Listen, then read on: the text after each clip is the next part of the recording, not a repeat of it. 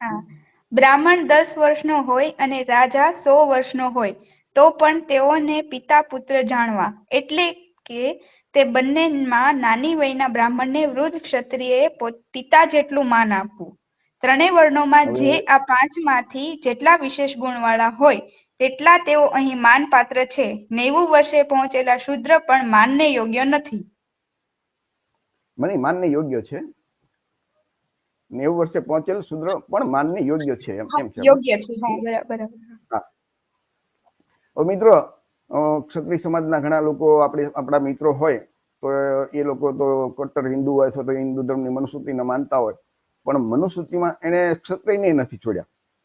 એટલું યાદ રાખજો કે હિન્દુ ધર્મના તમામ શાસ્ત્રોમાં ફક્ત અને ફક્ત બ્રાહ્મણ શ્રેષ્ઠ છે. ક્ષત્રિય વૈશ્ય કે નું માન એટલું બધું છે જ નહીં. શૂદ્રોને તે ભૂલી જ જાઓ તમે. શૂદ્રો માટે કઈ છે જ નહીં, પીડા અને સહન કરવાનો અન્યાય સિવાય. પણ ક્ષત્રિયનું કેટલું તમે જોવો ને કે ભાઈ 100 વર્ષનો રાજા હોય અને સામે એક 10 વર્ષનો બ્રાહ્મણ બાળક હોય તો એ 10 વર્ષના રાજાએ બ્રાહ્મણ 10 વર્ષના બાળકને પિતાની સમાન માન આપવાનું. આટલું બધું ક્ષત્રિયનું એમાં સન્માન કરવામાં આવ્યું છે. એટલે કોઈ ક્ષત્રિય મિત્રો હોય તો મનુસ્મૃતિનો અધ્યાય 2 અને 135 નંબરનો શ્લોક એને દેખાડી દેવાનો. ત્યાર પછી શૂદ્રનું આવે છે. આખી મનુસ્મૃતિમાં શૂદ્ર વિશે એક માન આપવાનું લખ્યું છે. શું લખ્યું છે? કે શૂદ્ર છે એ 90 વર્ષની ઉંમરે પહોંચે ને ત્યારે એને માન આપવાનું.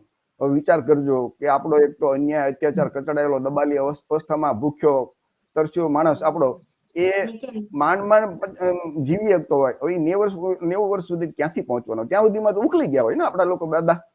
તો શૂદ્રવર્ણના લોકો માટે એક વસ્તુ સારી લખી એમ કે ભાઈ આખા આપણે એમ કે ભાઈ તમારા માટે સારું લખ્યું છે બ્રાહ્મણ એમ કે. એટલે શું લખ્યું તો કે 90 વર્ષે તમે પહોંચી જાવ તો તમને માન મળે. અરે ભાઈ 90 વર્ષે થોડો અમારા દાદા કે દાદી જીવતા રહે ખરા, ત્યાં સુધીમાં તો પૂરું થઈ ગયું હોય.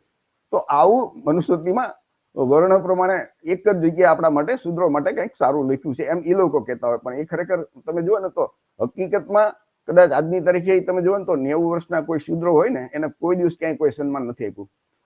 90 વર્ષના શૂદ્ર તો જાઓ પણ આપણા શૂદ્ર વર્ણના લોકો રાષ્ટ્રપતિ થાય ને તો એને સન્માન નથી મળતું. એ હકીકત છે આજની તારીખે.